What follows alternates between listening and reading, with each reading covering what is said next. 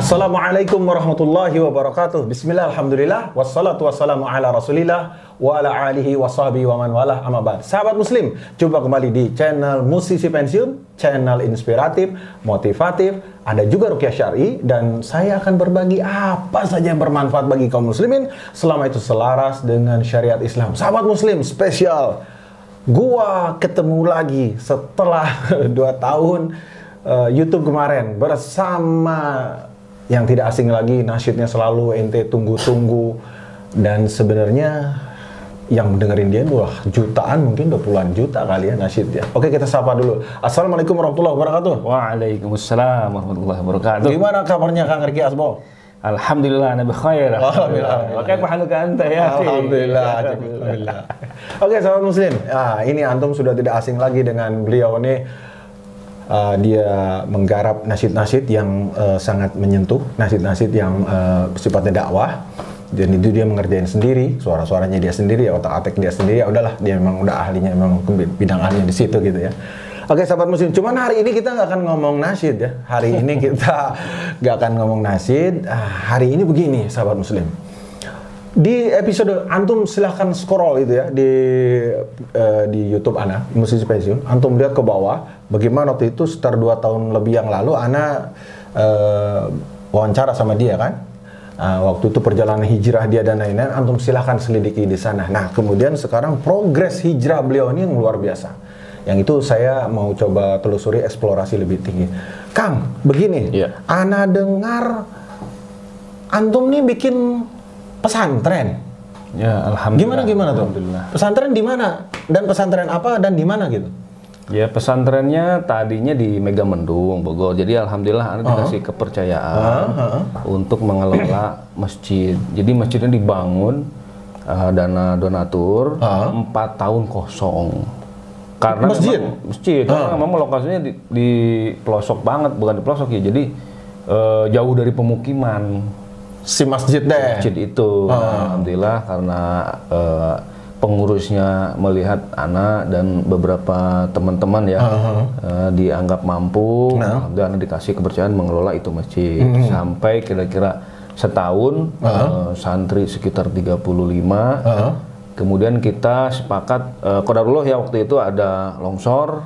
Oh, di situ tuh. Di situ di lokasi longsor. Jadi anak khawatir, akhirnya anak inisiatif memindahkan sebagian anak-anak ke pesantren yang dekat rumah anak di Ciomas. Jadi alhamdulillah anak ada 1 rumah. Oh, di Megamendung tuh longsor, antum pindah ke Ciomas? Iya, sebagian ya. Oh, sebagian. Oh, masih ada di sana? Kita berbagi ini. Jadi ada Ikhwan, sebagian teman-teman ini ngurus di sana. Ngurus sana? Sebagian anak ngurus di sini gitu. Oh, dibagi 2. Jadi dibagi. Baik. Nah, alhamdulillah sama-sama jalan, dan anak alhamdulillah di rumah ini sebelumnya dikontrak sama koperasi, cuma karena selesai kontraknya dia nggak lanjut, alhamdulillah. Jadi pas kebetulan di sana longsor, di sini pindah selesai. sini selesai. Sudah demikianlah Allah mengatur ya. Gitu. Qadarullah. Dan tadinya anak masya Allah itu namanya ngirim sayur, ngirim logistik ya, makanan itu masya Allah kan berjalan tanjakannya curam banget, tinggi jurang. Iya, betul anak pernah lihat. Nah, itu ternyata itu tadi ada musibah ya kan, kok malah ujungnya malah lebih indah gitu. Wah, Allah mempersiapkan itu loncatan untuk mendapatkan yang lebih landai gitu ya. Iya gitu. Oh, masya Allah. Malah jalan kaki anak nyampe sekarang cuman kira-kira 50 meter. Mau dari rumah tuh? Dari rumah. Oh, masya Allah ya. Allah mah. Ya. Oke, Kang Riki. Begini. Kita ngomong pesantren tadi. Kan gini. Pasti sebelum bicara pesantren, antum mungkin berpikir macam-macam, walaupun tadinya mungkin tidak sengaja untuk membangun pesantren, tapi tetap saja antum ada pikiran visi misi itu selalu terbangun. Kalau enggak, antum mungkin sudah selesai sekarang kan, tidak urus dan lain-lain. Oke. Nah, sekarang ana mau tanya dulu, Ki, tentang anak nih kan, tentang sana. Gue juga ngerasain didik anak susah. Teman-teman gue, apalagi kita punya basic dulu, wow gitu kan. Nah, apa sih yang lu ketahui Al-Quran itu tentang anak itu apa? Al-Quran punya pesan apa tentang anak nih, Ki? Yang lu tahu? Iya. Jadi kalau kita lihat saat ini, terutama kita saat ini hadapi gitu ya. Sering kita dengar istilah anak durhaka. Wah, ngeri gua sampai merinding gua. Anak durhaka. Itu saja.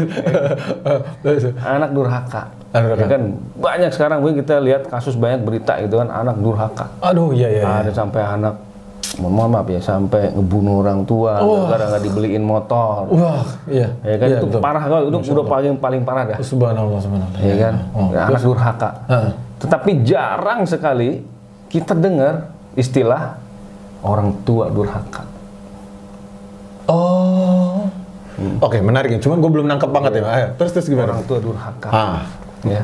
Maksud lu gimana nih? Kenapa munculkan istilah ini? Orang tua durhaka ya. Orang tua durhaka. Ini sebetulnya adalah sebab dari kenapa anak-anak jadi durhaka. Jadi itu turunan saja gitu, korelasinya gitu. Bukan turunan, jadi turunan itu maksudnya gara-gara dia. Jadi akhirnya mengakibatkan itu. Kenapa orang tua disebut orang tua durhaka? Kenapa? Karena ada kewajiban utama yang seharusnya dilaksanakan oleh orang tua diabaikan. Kewajiban utama dia abaikan sehingga terhadap anaknya hingga anak durhaka tadi. Anak durhaka. Oke. Terus? Iya. Itulah kenapa di dalam Al-Qur'an di dalam surat At-Tahrim ayat 6. At-Tahrim ayat 6. Ya. Allah Subhanahu wa taala berfirman, "A'udzubillahi minasyaitonir rajim. Ya ayyuhalladzina amanu qu anfusakum wa ahlikum naro." Wahai orang yang beriman, ya. Ya ayyuhalladzina qu anfusakum, jagalah dirimu dan keluargamu dari api neraka. Oke. Nah, kita insya Allah sering dengar. Sering banget dengan ayat ini. Nah, perlu kita perdalam ini. Maksudnya jaga dirimu dan keluargamu itu maksudnya bagaimana? Jaga diri, jaga keluarga dari api neraka. Maksudnya bagaimana? Nah, di dalam tafsir Ibnu Katsir,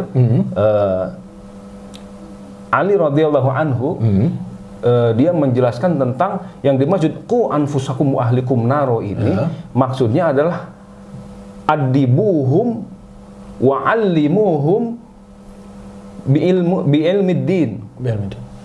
Jadi didiklah mereka dan ajari mereka dengan ilmu din. Jadi jaga ini yang dimaksud jaga diri dan jaga keluargamu itu Ali radhiyallahu anhu dia menjelaskan bahwa supaya orang-orang iman ini mendidik mereka, ya istri, anak-anak, ya, mendidik mereka dan mengajari mereka dengan ilmu din, ilmu agama ya. Ilmu agama, bukan berarti kita yang lain tidak penting, tapi kita ngomong dulu tentang dalilnya nih ya. Iya. Tentang agama ya. Agama. Oke, jadi lanjut. Nah itu jelas dalil yang pertama kewajiban kita sebagai orang tua, apalagi kita pribadi kita sebagai kepala rumah tangga yang mengepalai keluarga, bertanggung jawab untuk semua. Kita bertanggung jawab untuk semua. Gitu. Nah, kewajiban kita yang utama adalah kembali kepada ayat ini, qu anfusakum wa ahlikum naro, itu didik mereka dan ajari mereka dan ilmu din, ilmu agama. Ilmu agama. Itu yang paling utama. Paling utama ya. Iya. Nanti kalau ngomong agama nanti tentu berlevel-level ya, dari yang paling tinggi tauhid terus ke bawah ya syariat gitu. Nah, kemudian ini menjadi landasan kita kenapa kita menempatkan ilmu agama sebagai kewajiban yang utama untuk kita sampaikan, kita ajarkan kepada anak kita. Jadi ini ayat ini perintah Allah, ini kewajiban. Sampai kita tinggalkan, inilah yang terjadi. Baik. Itu yang pertama. Kemudian yang kedua, sebagaimana perkataannya Imam Ahmad. Imam Ahmad rahimahullah. Beliau mengatakan bahwasannya kebutuhan seorang anak atau anak-anak terhadap ilmu itu jauh lebih besar daripada kebutuhan mereka terhadap makanan. Wih, makan minum aja udah kebutuhan primer tuh. Dan beliau mengatakan ini lebih tinggi lagi. Lebih tinggi lagi. Berarti sama dengan kayak nyawa, kayak hidup mati ini ya. Iya. Kemudian Syekh Muhammad At-Tamimi, beliau juga mengatakan terkait hal ini. Beliau mengatakan pengetahuan atau ilmu yang bisa menyelamatkan seseorang dari neraka dan memasukkan seseorang ke dalam surga itu semestinya jauh lebih diutamakan daripada hal-hal yang lainnya. Semua ya. Daripada semuanya. Ya iyalah, akhirnya kalau nggak masuk surga, lalu apa jadinya kan hidupnya kalau nggak bisa masuk surga ngapain kan gitu? Betul. Oh baik. Jadi pentingnya urgensi Pendidikan kita didik mereka, kita ajari mereka dengan ilmu dinul Islam, dengan ilmu agama adalah karena ilmu agama itu lebih bermanfaat, lebih penting, lebih urgent karena ilmu ini akan kita rasakan, akan kita amalkan, akan menjadi pedoman kita di dalam kita menjalani kehidupan kita agar selamat dari neraka dan masuk ke dalam surga. Ilmu ya. Kemudian perintah Allah, fa'lam annahu la ilaha illallah. Ilmui dulu pengetahuan tentang Allahnya, ma'rifat kepada Allahnya, gitu kan, tentang tauhidnya dan ini. Tentu nanti penjabarannya ya akan ada kalau kita belajar di sekolah agama atau apa gitu kan. Ya, wa huwa ma'rifatullah, ma'rifatu dinihi wa ma'rifatu nabiyhi. Masya Allah. Ini ilmu yang wajib, ya usuluddin, al-usul as-salasa. 3 landasan utama, 3 hal pokok yang wajib setiap muslim untuk memahami, mengilmui dan mengamalkan. Kalau konteks yang ente bilang tadi, yang usulus salasa itu, gara-gara ini nggak kepegang, akhirnya sekarang muncul orang-orang berlabel Islam tapi brekele gitu ya. Ngomong, jujur aja gue, ini kok bisa label Islam tapi begini gitu kan, kurang lebih seperti itu. Oke, Kang Ricky gini,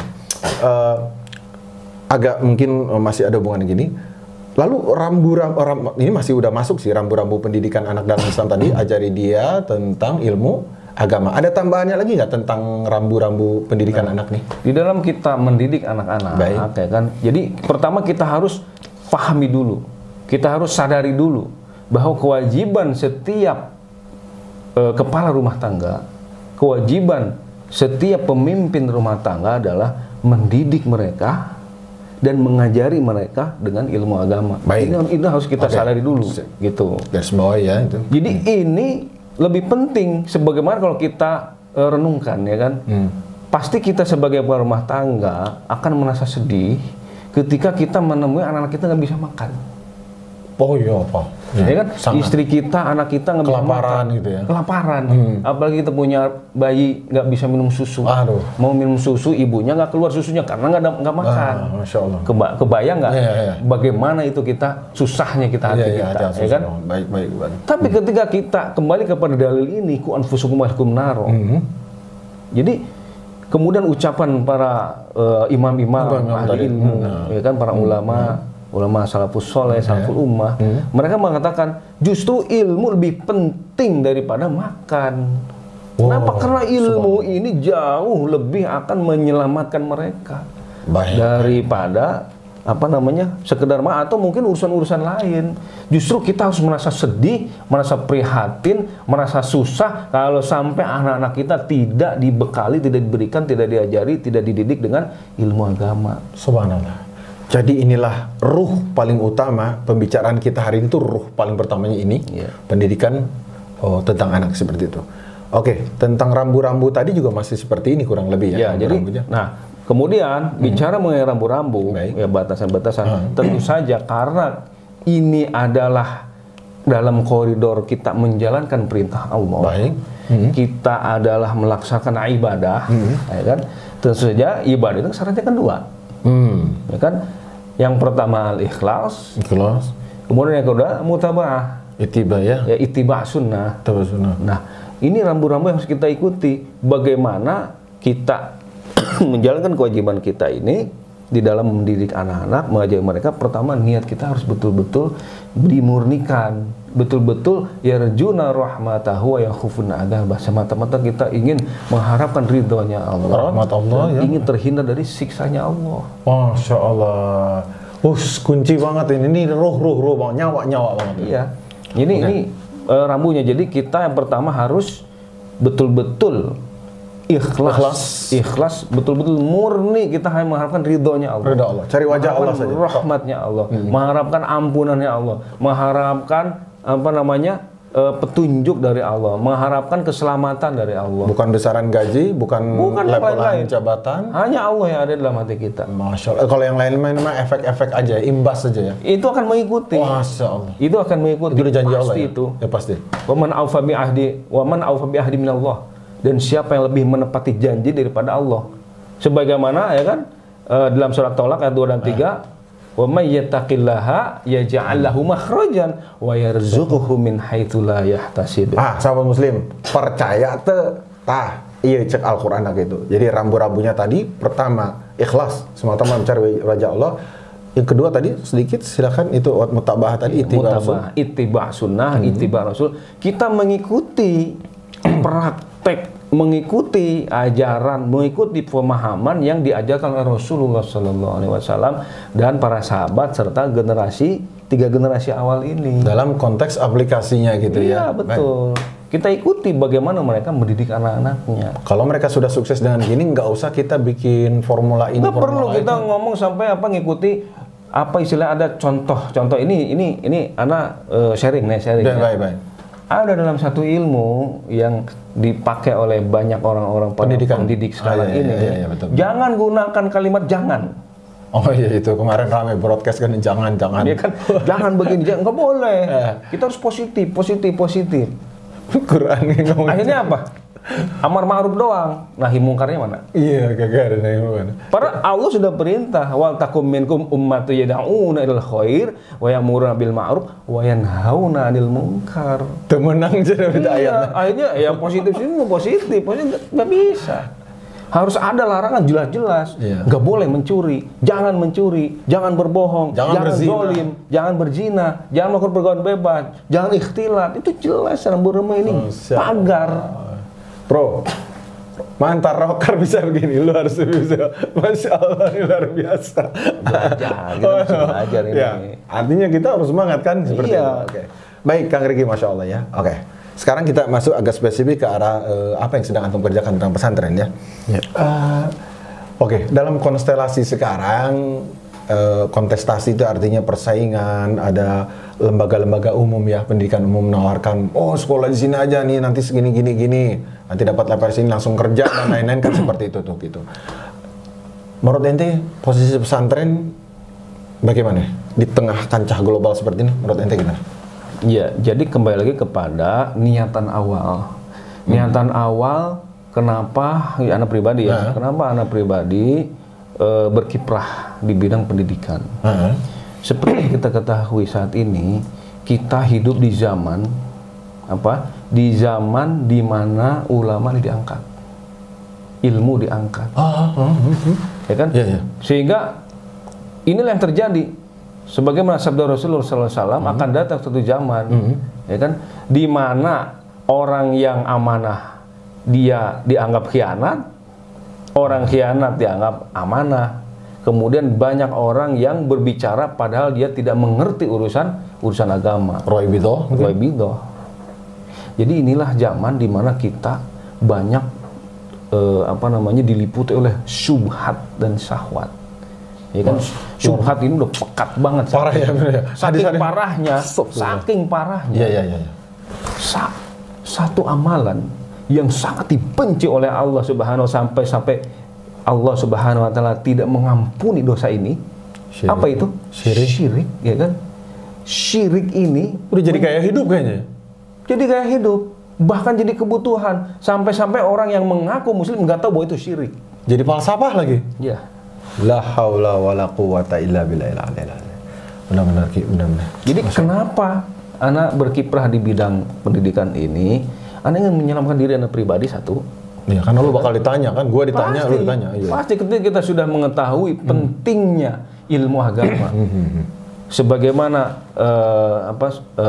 sabda Rasulullah SAW, khairukum man ta'allamal Qur'an wa 'allamah. Ya kan? Sebaik-baiknya kamu adalah yang belajar Al-Quran dan mengajarkannya. Ya kan? Ini udah yang terbaik di mata Allah dan Rasulnya. Wah, terbaik, udah the best.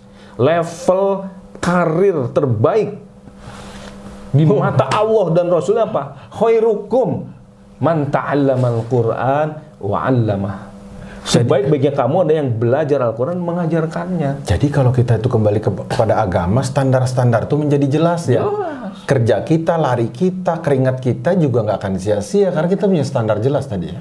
Oh, jadi motivasi antum karena antum melihat syubhat ini ada di sini, walaupun antum tidak merasa akan bisa merubah semua, paling tidak antum ada di sini ketika antum akan ditanya nanti oleh Allah bahwa aku ya Allah mengupayakan apa yang telah Engkau berikan kemampuan kepadaku, aku telah upayakan untuk itu gitu ya.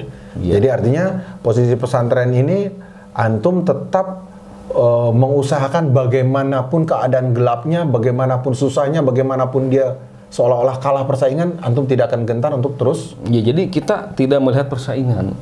Kita melihat kita apa yang bisa kita kerjain gitu. Ya, apa yang bisa kita lakukan? Apa yang kontribusi positif kita li'izzatil Islam wal muslimin? Apa yang kita bisa berikan buat Islam dan kaum muslimin? Allah tuh nggak akan nanya hasil ya? Allah nggak akan nanya hasil. Nggak nanya hasil, apa usahanya? Allah nanya lu ngapain lu gitu ngapain? Apa yang udah lu lakuin untuk membela dinul Islam muslimin apa? Baik. Itu satu. Kemudian itu kewajiban kita. Kemudian yang kedua, tentu saja kita ingin mendapatkan derajat yang tinggi dong di sisi Allah. Baik. Ini kita sedang membangun jembatan surga. Bagaimana tidak jembatan surga?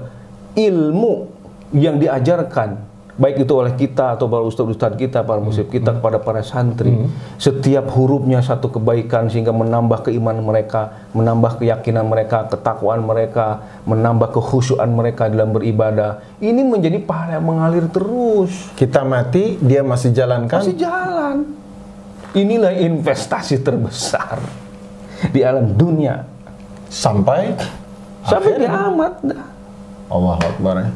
Ini jembatan surga, kita menuju surga. Siapa nih bos-bos yang dengerin sini nih harus partisipasi nih ya, partisipasi. Ya, kalaupun memang tidak bisa terlibat langsung, setiap orang tentu bisa menyumbangkan apa yang dia miliki, kelebihan kan, bisa harta, apapun gitu ya. Apapun ide, ya kan, tenaga, pikiran, waktu, dana, apapun. Karena ya apa yang kita berikan untuk membela dinul Islam muslimin apa? Fattaqullaha mastata'tum, lu bisanya apa? Kerjain aja gitu ya. Gitu. Baik. Oke, bro. Lu ngelihatnya apa sih kalau pesantren? Dalam konteks gini kan, setiap orang kita bicara kebangkitan Islam gitu kan, kebangkitan peradaban Islam dan lain-lain. Dan konteksnya dari pesantren ini, apakah dia adalah salah satu pencetus terbesar kebangkitan Islam ini atau bagaimana menurut lu? Ya, jadi itulah kenapa kita balik lagi ke tadi ya, kenapa anak berkiprah di sini. Satu, ini merupakan kewajiban setiap muslim. Kalau berdakwah, ya kan, menuntut ilmu, mengamalkan, mendakwahkan, kemudian sabar di atas ini, ya kan? Ini wajib kan? Sabar, komitmen kita, komitmen. Nah, kehadiran pesantren, adalah wujud komitmen kita. Satu, untuk melaksanakan kewajiban kita. Dua, untuk memberikan mewujudkan kontribusi positif kita bagi kaum muslimin. Kemudian yang ketiga, walaupun mungkin bagaikan menebar garam di lautan, mungkin gak ada manfaatnya, bukan seolah-olah mungkin ya. Tapi ingat, kembali lagi pada dalil khairukum man ta'allamal Qur'an wa 'allama. Mungkin cuma satu orang muridnya, mungkin cuma 2 orang, mungkin 5 orang, ya kan? Tetapi ketika mereka memahami ilmu Quran dan Sunnah dengan betul-betul sesuai dengan ajaran yang diajarkan Rasulullah SAW, ini akan menjadi penerang, ini akan menjadi pencerah, ini akan menjadi kontribusi positif buat umat agar gimana cara mereka bisa terselamatkan, bisa sama-sama surga, selamat dari neraka. Masya Allah. Mereka jadi pribadi yang beriman, yang bertakwa, yang jujur, yang berakhlakul karimah, ya kan? Apa nggak menjadi permata? Betul. Jadi artinya kalau dia sudah jadi, tentu orang yang ini kan memberikan kontribusi positif. Nanti dia akan menebar lagi kebaikan, kan? Agen perubahan kebaikan itu pasti itu ya. Dia di keluarga, mungkin dia nanti nikah, dia cari pasangan yang sesuai kata dia. Oh, agama ngajarin kalau cari pasangan harus kayak gini nih. Jadi gini, nanti lahir lagi anak yang dia sendiri udah jaga makan, jaga rezekinya. Nanti lahir anak yang terjaga rezekinya, jadi soleh dan itu. Artinya setiap bentuk menambahkan ilmu dan menjaganya, kemudian mengamalkannya, ini semua kontribusi terhadap kebangkitan kan. Betul. Terutama kalau pesantren kan memang porsi paling besar kan ilmu agama mungkin kan ya. Betul. Nah, seperti itu. Betul. Jadi, nah kemudian posisi kita di mana dengan kebangkitan ini? Ini kebangkitan ini udah hakul yakin pasti. Tsumma takunu khilafatin ala minhajin nubuwah ini pasti. Yang jadi pertanyaan, kita bagian dari itu apa enggak? Itu aja sebetulnya. Dan nggak mungkin khilafatin ala minhajin nubuwah ini jauh dari Quran dan Sunnah, nggak mungkin. Pasti orang-orang yang berusaha komitmen di atas Quran dan Sunnah lah, ya kan sama-sama kita menjadi bagian positif dari kebangkitan Islam ini. Jadi ikut serta satu, kedua yang lu garis bawahi tadi, agar terhitung sebagai orang yang kontribusi terhadap kebangkitan tidak koridornya harus jelas tadi kan. Jadi kalau koridornya nggak jelas, alih-alih pengen jadi kebangkitan, lu malah menjadi benalu dalam ini ya, jadi duri dalam daging kan seperti itu, malah ngacoin seperti itu. Oke, kontribusi kebangkitannya artinya apapun kita berikan pasti berkontribusi terhadap Islam, apalagi dalam skema seperti pesantren itu akan memberikan kebaikan yang banyak gitu kan. Betul. Oke, nah, ente sendiri pesantren lu gimana? Visi-misi pesantren kan lu punya? Ya. Apa? Jadi kalau kita sih sederhana saja, kita ingin mencetak ulama Rabbani. Ulama Rabbani. Iya, ulama Rabbani. Orang yang ulama itu kan orang yang punya ilmu dan dia mengamalkan ilmunya dan dia ahli ibadah.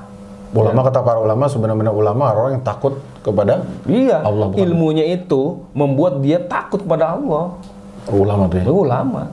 Enggak ulama juga. Bukan ulama hafal Quran, hafal hadis, tapi dia malah membangkang pada Allah, menggunakan dalil untuk mengakali, ya kan? La haula. Ini kan banyak sekarang terjadi. Ya kan? Nah, kita nggak perlu ke sana, yang penting sekarang fokus aja. Kita bekali anak-anak ini dengan ilmu. Iya. Karena ini udah jelas. Ya kan? Taraktu fikum amroin la tadillu ma tamassaktum bihima kitabillahi wa sunnatin nabiyhi sallallahu alaihi wasallam. Telah aku tinggalkan dua perkara yang mana kamu tidak akan pernah tersesat. Tidak akan pernah tersesat. Jamin. Udah jaminan. Jaminan dari Rasulullah sallallahu alaihi wasallam. Tidak akan pernah tersesat. Kitabillah wa sunnatin nabiyhi sallallahu alaihi wasallam. Al-Qur'an dan sunnah. Udah ini udah pedoman jelas, udah sempurna. Ikutin aja ini. Pasti akan mendatangkan keberkahan, kesejahteraan, kedamaian. Walaupun bakbuk bentar ya. Iya, bakbuk itu karena orang kafir dari dulu begitu. Mereka nggak mau taat kepada Allah, nggak mau. Memang udah sunnatullah seperti itu. Benjol. Iya, tinggal kita fokus aja. Ya kan, fokus mengharapkan ridho Allah, memberikan kontribusi positif buat umat gitu. Jadi orang yang amanah, orang yang jujur, orang yang beradab, yang berakhlak, ya kan. Kemudian kita bangun masyarakat dengan nilai-nilai agama. Ini kan udah merupakan hal yang positif. Baik. Itu artinya yang buruk kalau diajarin pasti menular, kebaikan juga sifatnya modelnya menular juga kan seperti itu. Betul. Baik. Visi misi pesantren tadi sudah berbuat menurut ente tadi sederhana saja, ternyata luar biasa ya. Kesederhanaan antum ini justru melahirkan, gua lihat tuh ada ruhnya tuh yang terbesar di situ, ruh keikhlasan, ruh manhaj yang jelas gitu kan dalam meniti itu. Justru ini kerucutannya. Kemudian kita mungkin nggak usah terlalu lama-lama kita ngobrol, mungkin kita bikin episode berikutnya. Terakhir. Pesan dan nasihat dari seorang Ricky Asbo yang pengalaman hidupnya luar biasa. Dia ditolong oleh Allah loncat dari satu tempat hitam menuju ke tempat yang jauh lebih bercahaya. Pesan dan nasihat bagi kaum muslimin, terutama orang tua, karena kaitannya dengan pendidikan, tentang kewajiban mereka menuntut ilmu yang benar dan beramal yang benar, dan kemudian turut serta beramar ma'ruf nahi mungkar. Silahkan bro. Iya, baik.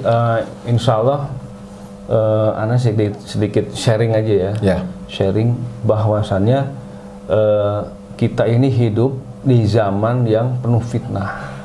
Ini harus kita sadari. Kita hidup di zaman yang penuh fitnah, sebagaimana sabda Rasulullah Sallallahu Alaihi Wasallam. Fitnah ini ini terutama fitnah apa yang paling besar di alam dunia ini, fitnah apa? Syirik. Pada anak pribadi, pada antum semua, pada kita semua, mari kita semangat menuntut ilmu, ilmu Quran, ilmu sunnah, ilmu Quran, ilmu hadis, ya kan? Karena hanya itu jaminan keselamatan kita di dunia dan di akhirat nanti. Kemudian ilmu Quran dan hadis sesuai penjelasan para ulama yang mengacu kepada pemahaman salaful ummah tadi. Salaful ummah, salafus 3 generasi awal yang dijamin oleh Rasulullah SAW. Otentisitasnya. Iya, betul. Khairun nas qarni, tsummal ladzina yalunahum, tsummal ladzina yalunahum. Ini udah jaminan dari Rasulullah SAW. Sebaik-baiknya generasi adalah generasiku, para sahabat.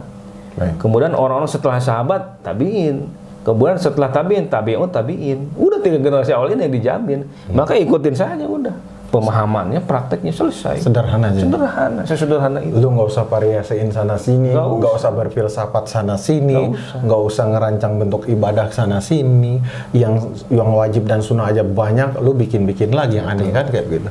Oke, Kang Riki, kayaknya untuk tema kali ini kita cukup.